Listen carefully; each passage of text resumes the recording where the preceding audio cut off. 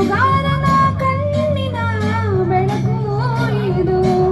ಈ ಯೌವನ ತುಂಬಿದ ಬದುಕಿನಲ್ಲಿ ದಿನ ಬೆಳ್ಳಿ ಹಬ್ಬದ ನಗುವಿರಲಿ.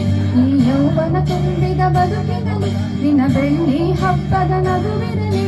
ಒಂದೇ ಇಬ್ಬನಿಯೊಳಗೆ ಕೋಟಿ ಸೂರ್ಯನ ಬಿಂಬವಿದೆ. ಒಂದೇ ಗುರುವಿನ ದನಿಗೆ ಕೋಟಿ ಹೃದಯದ ಸ್ಪರ್ಶ